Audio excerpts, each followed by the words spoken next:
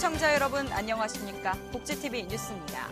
우리나라의 노인 자살률이 OECD 국가 중 1위인 것으로 나타났습니다. 이렇게 극단적인 선택을 하게 되는 이유 중 하나가 바로 독거노인의 경제적 이유 때문인데요. 현재 사회 안전망으로는 해결하기 어렵다는 지적도 잇따르고 있습니다. 정유림 기자입니다. OECD 국가 중 가장 높은 자살률을 기록하고 있는 대한민국. 그 가운데 노인 자살률은 압도적입니다. 2010년을 기준으로 80세 이상 노인 자살률은 인구 10만 명당 120명을 넘었습니다. 70대 어르신의 경우에도 10만 명당 80명을 상회했는데 10년 전과 비교해봐도 가파른 상승세가 느껴집니다. 그렇다면 왜 이토록 노인 자살률이 크게 증가한 것일까? 이 같은 문제의 배경에는 빈곤 상태에 처한 어르신이 많다는 게 가장 큰 몫을 하고 있습니다. 최근 조사에서 우리나라 노인의 빈곤율은 50%에 육박하는 것으로 드러났습니다.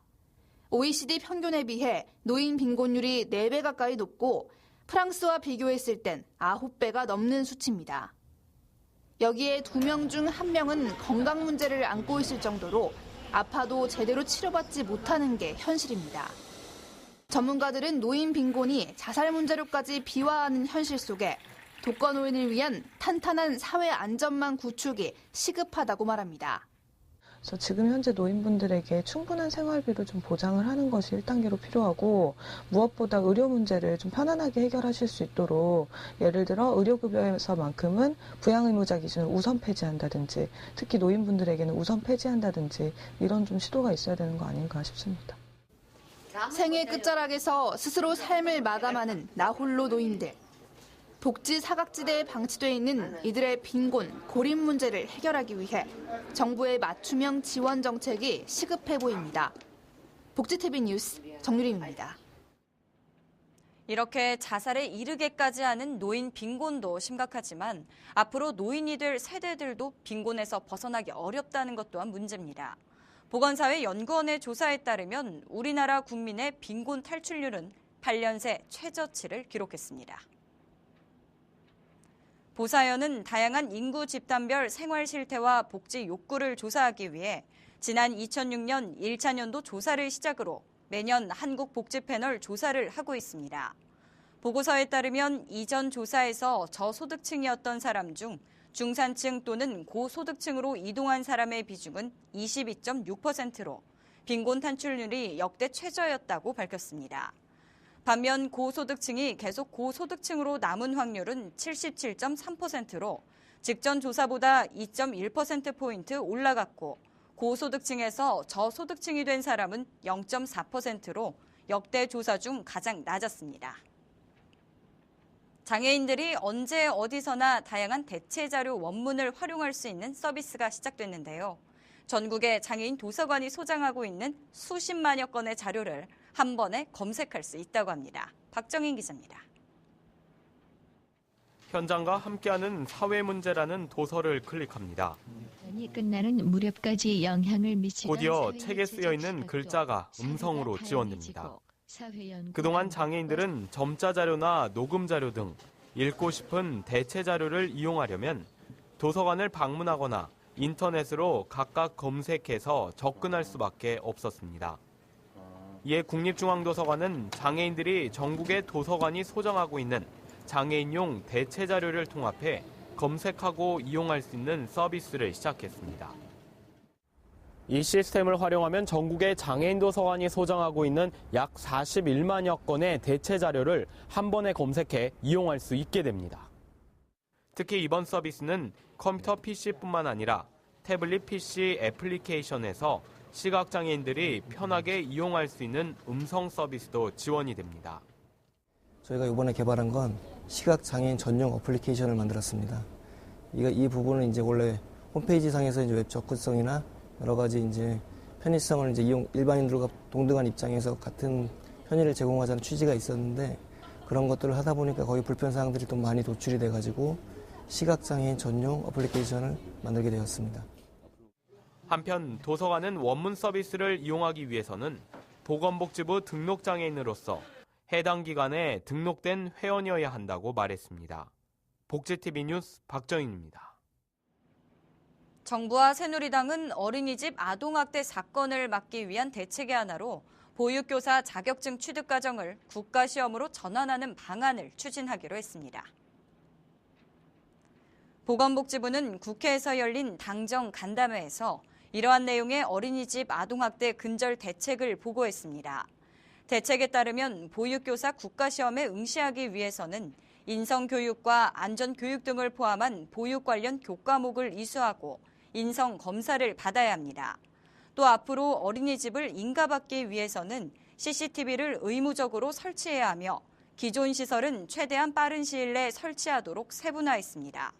아동학대에 대한 적극적인 신고 유도를 위해서도 포상금도 현행 1,000만 원에서 2,000만 원으로 대폭 상향하고 아동학대 신고 의무자의 의무 불이행 시 과태료도 현행 500만 원에서 1,000만 원으로 올렸습니다.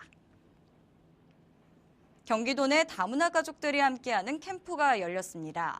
부모와 아이들 모두 서로의 눈높이에 맞춘 소통 프로그램에 참여하며 뜻깊은 시간을 가졌습니다. 김소영 기자입니다. 흥겨운 리듬에 맞춰 필리핀 전통놀이 티니클린이 한창입니다. 아이들도 직접 요리조리 대나무를 피하며 생소한 놀이를 즐겨봅니다. 서로의 국적은 다르지만 여러 나라의 놀이를 함께하며 어색했던 분위기는 사라지고 이내 즐거운 웃음만 가득합니다. 많이 안 해본 것도 있고 해본 적이 없는 거 새로 해보니까 재밌었어요. 다른 한쪽에선 부모님들만의 시간이 마련됐습니다. 수업에 참여해 검사와 활동을 함께하며 오랜만에 자신을 되돌아보는 시간을 가집니다. 쉽지 않았던 한국 사회 적응. 이야기를 나누며 자연스레 공감대를 형성합니다. 한국에 이렇게 문화가 노래방이 있어요. 제가 이 노래방을 노래도 되게 좋아하고 노래를 많이 즐기고 즐겁게 살고 있어요, 한국에서. 경기도 내 다문화 가족이 함께한 1박 2일간의 겨울 캠프. 100여 명의 가족이 모여 다름을 이해하고 가족 간의 소통법을 배웠습니다. 저 어떻게 화목하게 지나는 것을 잘 몰라서 여기 오게 되는데 그 비법, 가족 화목할 수 있는 비법 많이 배웠어요. 그리고 이해하고 공감하고 배려하는 마음으로다가 다문화 가정이 더욱더 화목할 수 있고 행복할 수 있는 그런 가정이 될 수 있을 거라고 봅니다. 낯선 한국 문화에 적응하느라 남모를 어려움이 많았던 이들. 서로를 이해할 수 있는 시간을 통해 소중한 추억을 만들었습니다. 복지TV 뉴스 김소연입니다. 오는 3월이면 KTX 포항 노선이 개통하는데요. 서울에서 고속버스로 4시간 20분 걸리던 시간이 2시간으로 단축된다고 합니다. 그런데 일부 지역에서는 노선 개통에 대한 우려의 목소리를 높이고 있다는데요. 박성우 기자입니다. 오는 3월 KTX 포항 직결선 개통을 앞두고 지역 출신 국회의원과 시장, 시의장이 기업 유치와 관광 증대 등 장밋빛 청사진을 쏟아내고 있습니다. 경주, 울산의 경우 KTX 개통 이후 도심지 공동화 현상과 함께 의료를 포함한 소비 패턴의 대도시 이동을 예견하는 빨대 효과가 발생하였고 포항 또한 우려의 목소리가 심각하지만 현재 대책이 없는 상태입니다. 작년부터 저희들 건설과에서 TF팀을 구성을 해서 부시아인 이하의 모든 국과장님들이 여기에 대비한 문제를 지금 풀어가고 있습니다. 나머지 역세권 개발이라든지 상가 이런 부분들은 당장 저희들이 상가로 도로로 해서 들어올 수 있는 그런 상황은 아니지 않습니까? 지금 현재 진입도로도 지금 공사를 하고 있는 입장이고. 포항시가 KTX 직결선 개통을 대비해 TF팀을 구성해 역세권 개발, 관광 및 문화예술 상품 개발을 하고 있다고 하지만 지역 경제 효과는 미지수입니다. 또한 서울특별시가 포항 KTX 개통에 맞춰 지방 관광객 유치를 준비하고 있어 빨대 효과에 대한 우려가 제기되고 있습니다. KTX가 개통된다 하니 누구보다도 더 시민의 한 사람으로서 박수를 치고 싶습니다. 단 국회의원들이나 시장님의 이야기를 빌리면 이 관광객이 많이 온다고 하는데 관광객은 어느 쪽에서 많이 나온다는 보장은 없지 않습니까? 포항시와 지역 출신 정치인들은 KTX 포항 직결선 유치 및 개통에 따른 기대 효과만 선전할 것이 아니라 시민의 우려를 잠재울 수 있는 도시 공동화와 빨대 현상에 대한 대책을 세워야 합니다. 포항에서 복지TV 뉴스 박성호입니다.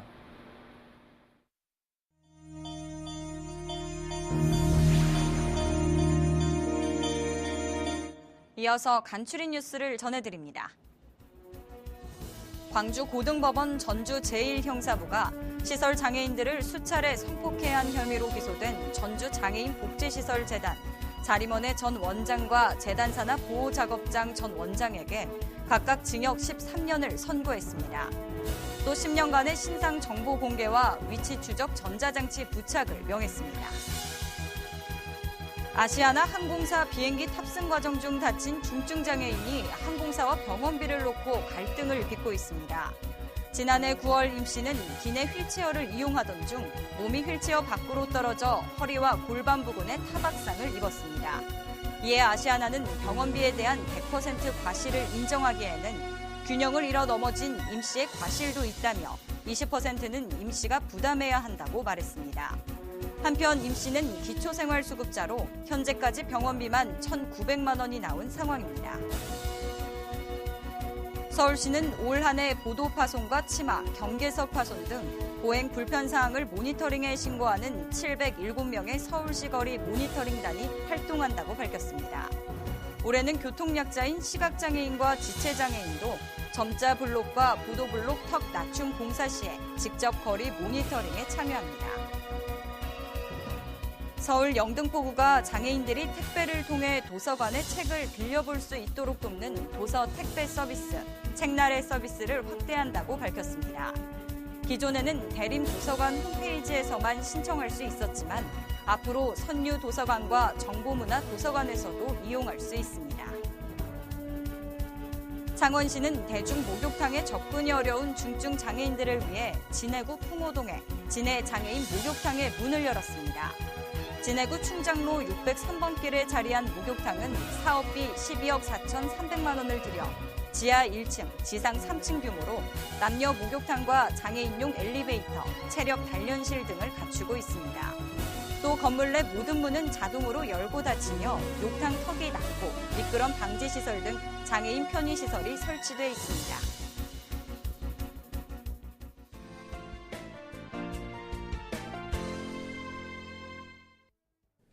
매년 새해가 되면 각 정부 부처는 앞다투어 뉴스나 신문지면 등을 통해 새로운 정책을 쏟아냅니다. 2015년 올해도 다르지 않습니다. 그런데 올해는 유독 보건복지 관련 신규 정책을 많이 확인할 수 있습니다. 보건복지 현안은 남녀노소를 막론한 모든 국민의 관심사이며 복지 발전은 새해 희망의 상징이기 때문입니다.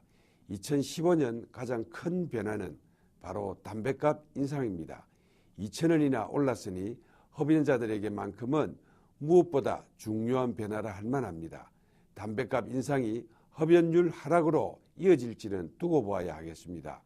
올해부터 달라지는 것은 담뱃값뿐만이 아닙니다. 송파 세모녀 자살 사건으로 촉발된 복지 사각지대 해소 관련 3법, 일명 복지 3법이 지난해 12월 국회를 통과했습니다. 국민기초생활보장법 개정, 긴급복지지원법 개정, 사회보장급여의 이용 제공 및 수급권자 발굴에 관한 법률 제정이 그것입니다.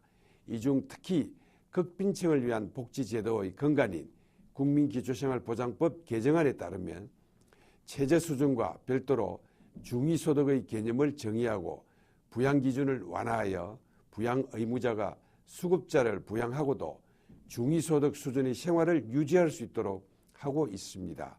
일부에서는 국민기초생활보장법 개정안으로 해소되는 빈곤의 사각지대는 극히 일부분에 불과하다고 비판하고 있지만 다수를 행복하게 하는 제도는 있어도 모두에게 완벽한 제도는 있을 수 없습니다.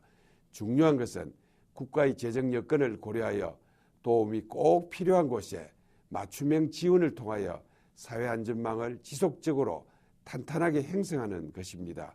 올해 7월부터 시행될 송파 새모녀법이 복지 사각지대에 있는 사람들의 어려움을 해결하고 삶의 희망을 주기를 기대해 봅니다. 감사합니다. 이야기가 있는 시간, 오늘의 영상 함께 보시죠.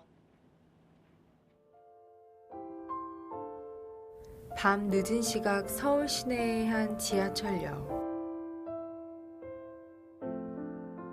거리의 노숙인들에게 추위를 피할 수 있는 유일한 방법은 종이박스와 얇고 낡은 이불 몇 장이 전부입니다.